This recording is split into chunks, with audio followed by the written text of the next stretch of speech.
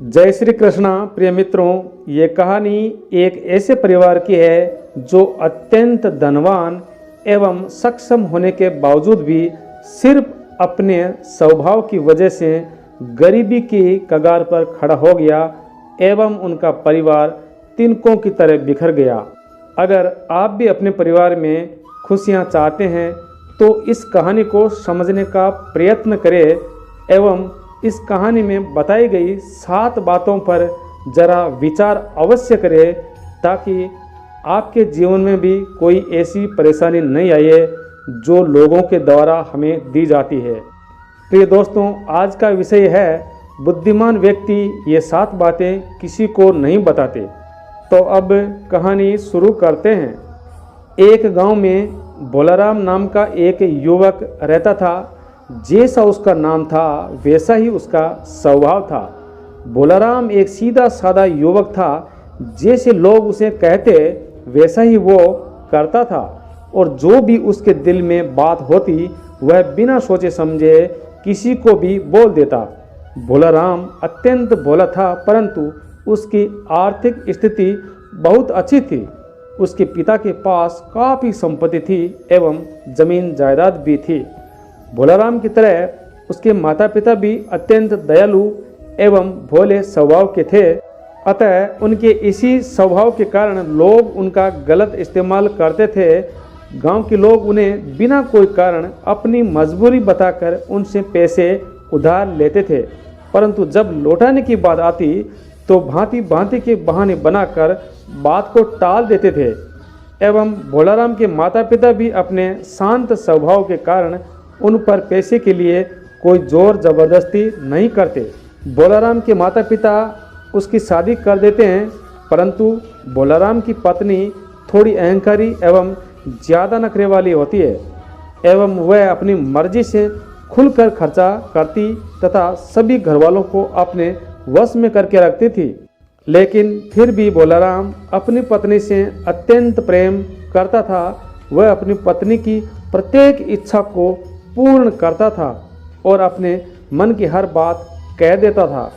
परंतु एक रोज़ बोलाराम के पिता की अचानक तबीयत बिगड़ गई एवं गांव के वैद्य को बुलाया गया, लेकिन उनकी बीमारी का कोई पता नहीं चला। परंतु उन्हें जब शहर के बड़े वैद्य के पास ले जाया गया तब वैद्य ने बताया कि उनको कर्क रोग हो चुका है। वैद्य ने बोलाराम की माता को बताया कि इस रोग का वैसे तो कोई उपाय नहीं है, परंतु अगर सही समय पर सही उपचार किया जाए तो रोगी को बचाया जा सकता है। अतः उपचार के लिए धन एवं समय दोनों की अत्यंत आवश्यकता है। वैद्य की बात सुनकर बोलाराम की माता अपने गांव में आती है और उन सभी लोगों के पास जाती है जिनको बोलाराम के पिता ने पैसे उधार दे रखे थे। उन लोगों में से कुछ लोग पैसा वापस कर देते हैं, लेकिन ज़्यादातर लोग बहाने बनाकर पैसे के लिए मना कर देते हैं। अतः बोलाराम की माँ गांव के जमींदार से पैसे लेकर वापस शहर आ जाती है, परंतु बीमारी गंभीर होने के कारण पैसों की और अधिक ज़रूरत पड़ने लगी। अतः बोलाराम एवं उनकी माता ने अपनी ज़मीन बेचने का निश्चय किया और ज़मीन गांव के जमींदार को बेच दी।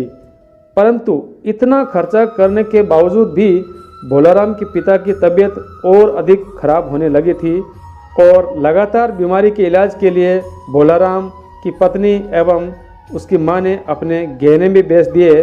और एक दिन जब बोलाराम कुछ सामान लेकर वैद्य के घर पहुंचा तो बोलाराम ने देखा कि उसकी मां उसके पिता का सर अपनी गोद में रखकर जोर जोर से रो रही है। अब बोलाराम के पिता दुनिया से चल बसे थे, लेकिन बोलाराम के पिता के गुजर जाने के बाद उसकी मां अत्यंत दुखी एवं उदास रहने लगी थी और इसके साथ ही उनके परिवार पर गरीबी का पहाड़ टूट पड़ा था। और अब बोलाराम की पत्नी जो रोज़ फालतू के खर्चे करती थी, पैसे नहीं होने के कारण रोज़ छोटी छोटी बात पर झगड़ने लगी थी और बोलाराम अत्यंत सीधे स्वभाव के कारण अपनी पत्नी को सभी बातें बता दिया करते थे। इसलिए उन्हीं बातों को लेकर अब रोज़ उसकी पत्नी ताना मारती थी अब बोलाराम को लगने लगा था कि शायद उसे मदद के लिए अपने सभी दोस्तों एवं रिश्तेदारों से बात करनी चाहिए, परंतु उसके दोस्त एवं सभी रिश्तेदार पहले तो बोलाराम की बात को अच्छे से सुनते थे, परंतु उसकी पीठ के पीछे उनका मजाक बनाते थे कि इसका बाप भी बेवकूफ़ था और ये भी बेवकूफ़ है। लोग हमेशा बोलाराम और उसकी माँ को अच्छी अच्छी सलाह देते थे, परंतु मदद के लिए कभी कोई सामने नहीं आता। और एक रोज़ बोलाराम की माँ के सीने में अचानक दर्द हो उठा और वो भी भगवान को प्यारी हो गई। अतः इस बात पर उसकी पत्नी रोज़ ताने दिया करती थी और अपने सभी पड़ोसियों के सामने बोलाराम की बुराई करती थी। जब बोलाराम को उसके पड़ोसियों के द्वारा उसकी पत्नी के द्वारा की गई बातों का पता चलता, तब बोलाराम भी गुस्से में अपनी पत्नी के बारे में भी पड़ोसियों को बोल देता था और दोनों की इसी गलती की वजह से लोग एक दूसरे को भड़काना शुरू कर देते हैं। इसके कारण बोलाराम और उसकी पत्नी के बीच झगड़े होना शुरू हो जाते हैं और उसकी पत्नी घर छोड़कर अपने मायके चली जाती है। अतः पत्नी के जाने के बाद बोलाराम और भी अकेला पड़ गया। एक समय था जब बोलाराम के पड़ोसी, उसके दोस्त, उसके रिश्तेदार ये बताकर खुश होते थे कि बोलाराम कितना अच्छा है, इनका परिवार कितना अच्छा है, और उसके पिता से सहायता मांगते थे।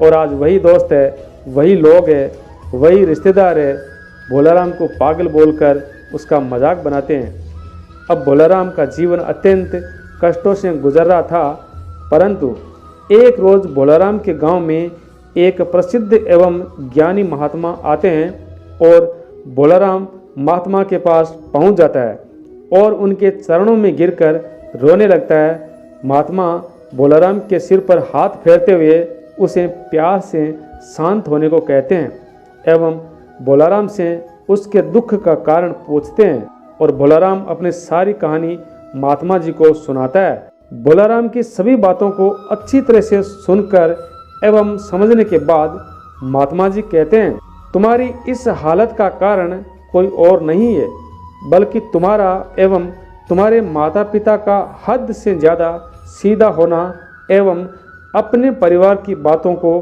दूसरों से बता देना है, जिन बातों को कभी भी दूसरे लोगों को नहीं बतानी चाहिए। तुम्हारे सीधे स्वभाव का इलाज तो लोगों के द्वारा दिए गए धोखे एवं तानों ने कर ही दिया है, परंतु आज मैं तुम्हें उन 7 बातों के बारे में बताऊंगा जिनके बारे में तुम्हें किसी से भी कोई चर्चा नहीं करनी है, अर्थात किसी को भी नहीं बताना है। अतः महात्मा जी कहने लगे, पहली बात जो किसी को नहीं बतानी है वो है अपने दुख एवं मजबूरियाँ। ज़्यादातर लोगों के जीवन में छोटी सी मजबूरी या छोटा सा दुख आते ही वो लोगों के सामने उसका नगाड़ा बजाना शुरू कर देते हैं, परंतु क्या हम अगर किसी को अपना दुख बताएंगे तो हमें उस दुख से छुटकारा मिल जाएगा? नहीं, कभी नहीं। बल्कि यदि हम ऐसा करेंगे तो लोगों की नज़रों में कायर एवं कमज़ोर व्यक्ति साबित हो जाएंगे। ज़रा सोचो, दूसरों को अपनी मजबूरी बताने का क्या फ़ायदा हो सकता है? या तो हम अपनी मजबूरी बताकर सामने वाले की सहानुभूति हासिल करना चाहते हैं या फिर उससे किसी भी प्रकार की आर्थिक मदद चाहते हैं। परंतु अगर आपकी किसी ने मदद कर भी दी तो वह बदले में आपसे उससे भी बड़ी मदद की उम्मीद रखेगा, और अगर आप उसकी मदद नहीं कर पाए तो आपको वह अपना दुश्मन मानने लगेगा। अतः जाने अनजाने आपने अपनी मजबूरी अपने दुश्मन को बता दी तो वह उसका गलत फ़ायदा उठा सकता है। इसलिए अपने दुख एवं मजबूरियां किसी को मत बताओ और लोगों के स्वभाव को पढ़ना सीखो। अगर तुमने लोगों के स्वभाव एवं नीयत को गहराई से पढ़ना सीख लिया तो तुम खुद को बहुत सी परेशानियों से बचा सकते हो। महात्मा जी कहते हैं, दूसरी बात जो लोगों को नहीं बतानी है वो है अपने अतीत की गलतियां एवं भविष्य की योजनाएं। अतीत में हमसे जो भी गलतियां जो हमसे अनजाने में हुई हो या हमने जानबूझकर की हो, उन्हें किसी दूसरे व्यक्ति को नहीं बतानी चाहिए, क्योंकि हमारे अतीत की गलतियां पता होने के बाद लोग हमेशा हमें शक की नज़र से देखेंगे और लोग हम पर भरोसा करना छोड़ देंगे, भले ही हम पहले जैसे इंसान ना रहे हो या सुधर गए हैं। दूसरी तरफ हमें अपने भविष्य की योजना एवं करने वाले कार्यों के बारे में भी नहीं बताना चाहिए, क्योंकि ऐसा करने के दो बड़े नुकसान हैं। पहला, क्योंकि हर व्यक्ति को दूसरों से श्रेष्ठ साबित करने एवं खुद की तारीफ करना पसंद होती है, और यही चाहत उनके भीतर मौजूद अहंकार के कारण होती है, क्योंकि व्यक्ति अपने इस अहंकार के लिए बड़े बड़े लक्ष्य बनाता है एवं उस लक्ष्य को पाने के लिए उससे भी बड़ी योजनाएं बनाता है। अतः जब वही व्यक्ति अपने लक्ष्य एवं योजनाएं लोगों को बताता है और लोग उनके इस राज को सुनकर उनकी झूठी तारीफ करने लगते हैं, अतः लोगों की तारीफ सुनकर उसके दिल में ठंडक मिलती है एवं जो उसे ऊर्जा दे रहा है अपने लक्ष्य की पूर्ति के लिए, वह अब ठंडी पड़ने लगती है, जिसके कारण व्यक्ति में अपने लक्ष्य के प्रति जो जज्बा था, जो जोश था, वह नहीं रहता है जो कार्य की शुरुआत में था। अतः इस कारण समस्याएं इतनी बढ़ जाती है कि शायद व्यक्ति अपने कार्य को बीच में ही छोड़ दे और उसका लक्ष्य कभी पूरा भी न हो पाता है। इसलिए उन लोगों को हमारी योजनाओं के बारे में बोलने से क्या फ़ायदा जो हमारी योजनाओं का हिस्सा भी नहीं है, और लक्ष्य पूरा होने से पहले अगर लोगों को उसके बारे में बताएंगे तो लोग आपको अपना लक्ष्य कभी भी पूरा नहीं करने देंगे एवं दोस्ती का दिखावा करके आपको अपने लक्ष्य से भटकाने एवं आपको पीछे खींचने की कोशिश करेंगे, क्योंकि दुनिया में कोई नहीं चाहता कि आप किसी से आगे निकलो। यहाँ तक कि तुम्हारे मित्र, रिश्तेदार एवं तुम्हारे अपने ही आपको पीछे खींचने गिराने की कोशिश करेंगे। इसलिए अपने अतीत एवं भविष्य के बारे में किसी को ना बताए। महात्मा जी ने कहा, तीसरी बात जो किसी को नहीं बतानी है वो है अपने परिवार की बातें। हमारे घर में हमारे माता पिता, बच्चों, भाई बहन या पति पत्नी के बीच क्या होता है, क्या बातें होती है, वह किसी दूसरे को नहीं बतानी चाहिए। अक्सर लोग छोटी मोटी बातों को लेकर गुस्से में अपने परिवार की बातें दूसरों को बताने लग जाते हैं, परंतु हम ये भूल जाते हैं कि आज हमारे सामने हमारी बातों को जो सुन रहा है वह भविष्य में हमें नीचा दिखा सकता है। और अगर हम हमारी घरेलू बातों को बताते हैं तो लोगों को हमारे घर में घुसने का मौका मिल जाता है और ज़रूरत पड़ने पर हमारे मन मुटाव का फ़ायदा उठाकर हमें एक दूसरे से अलग करने की कोशिश भी कर सकते हैं। और घर में पता चलता है कि घर की बातें बाहर लोगों को बोली जा रही है तो परिवार में झगड़े एवं क्लेश होना शुरू हो जाते हैं। इसलिए अगर हमें अपने परिवार को हमेशा खुश एवं शांति प्रिय रखना है तो अपने परिवार की बातें किसी को भी ना बताए। महात्मा जी कहते हैं, चौथी बात जो किसी को नहीं बतानी है वो है अपनी ताकत एवं अपनी कमजोरियां। पहली बात तो अक्सर लोगों को अपनी ताकत एवं कमजोरियों के बारे में पता भी नहीं होता, और अगर आपको अपनी ताकत एवं कमजोरी के बारे में पता है तो आप एक बुद्धिमान व्यक्ति हो। अतः अपनी कमजोरी एवं ताकत ना बताने के दो कारण हैं। पहला, अगर आपके दुश्मनों को आपकी कमजोरी एवं आपकी ताकत के बारे में पता चल गया तो अब वह आपकी ताकत नहीं रहेगी, क्योंकि आपके दुश्मन आपकी इस ताकत का कोई ना कोई तोड़ अवश्य निकाल लेंगे।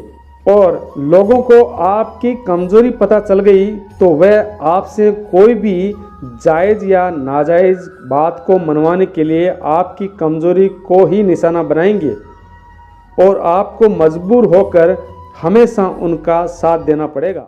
अतः अपनी कमजोरी यहाँ तक कि अपने पति एवं अपनी पत्नी को भी नहीं बतानी चाहिए, क्योंकि समय आने पर आपको गुलाम की तरह रहना पड़ सकता है, या फिर नहीं मानोगे तो घर में झगड़े एवं कलेश होना तो तय है। महात्मा जी कहते हैं, पांचवी बात जो आपको किसी को नहीं बतानी है वो है आप कितना कमाते हो या आपके पास क्या है। अब आप सोचेंगे कि हमारी कमाई से और हमारी कमाई के बारे में बताने से भला क्या हो सकता है। पहला कि अगर आप अपनी आमदनी के बारे में किसी को बताते हैं तो अगर आपकी आमदनी ज़्यादा है तो लोग आपसे स्वार्थ के रिश्ते रखना शुरू कर देंगे और मदद मांगने के लिए हमेशा आपके पास आते रहेंगे, और किसी कारणवश आप उनकी मदद करने में सक्षम नहीं रहोगे तो वह लोग सोचेंगे कि ये हमारी मदद कर सकता था लेकिन इसने नहीं की, और मन ही मन वह आपसे दुश्मनी करने लगेंगे। और अगर आपने ये बता दिया कि मेरी आमदनी बहुत कम है तो लोग आपसे दूर होना शुरू हो जाएंगे, क्योंकि इस संसार में कोई भी एक असहाय और गरीब व्यक्ति का साथ नहीं देता और आपकी कोई कभी मदद नहीं करेगा। इसलिए हमेशा अपनी आमदनी के बारे में किसी को ना बताए। महात्मा जी कहते हैं, छठी बात वो है अपना अपमान।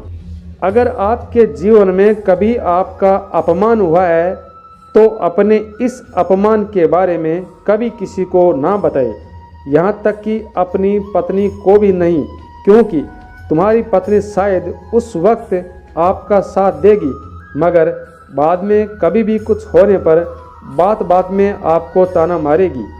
और अगर दूसरे लोगों को भी तुम्हारे साथ हुए इस अपमान का पता है तो समाज के लोग आपको कभी भी 5 लोगों के सामने जलील कर सकते हैं। इसलिए हमेशा अपने साथ हुए अपमान के बारे में भी किसी को नहीं बताना चाहिए। महात्मा जी कहते हैं, 7वीं बात जो आपको किसी को नहीं बतानी है वो है अपने मित्र एवं अपने शत्रु के बारे में। समाज में कुछ सभ्य लोगों को इससे कोई मतलब नहीं है कि आपके दोस्त एवं दुश्मन कौन है, परंतु कुछ लोग इसका गलत फायदा उठा सकते हैं जो हमारा बुरा चाहते हैं। अगर आपके शत्रुओं को पता चल गया कि आपके मित्र कौन कौन है तो आपके शत्रु आपके मित्रों से दोस्ती करके उन्हें आपसे दूर कर सकते हैं या हमारे खिलाफ खड़ा कर सकते हैं। और अगर हमारे मित्रों को ये पता चल गया कि हमारा सबसे बड़ा शत्रु कौन है और आने वाले समय में अगर हमारा वह मित्र हमारा शत्रु बन जाता है तो हमारा मित्र हमारे पुराने शत्रु के साथ मिलकर हमें हानि पहुंचा सकता है। इसलिए आपके मित्र कौन है एवं शत्रु कौन है ये राज भी किसी को नहीं बताना चाहिए। और आज पहली बार महात्मा जी की 7 बातें सुनकर बोलाराम को ये एहसास हुआ कि वह अपनी बातें अपने दोस्तों, रिश्तेदारों एवं पत्नी को बताकर कितनी बड़ी गलती कर बैठा है।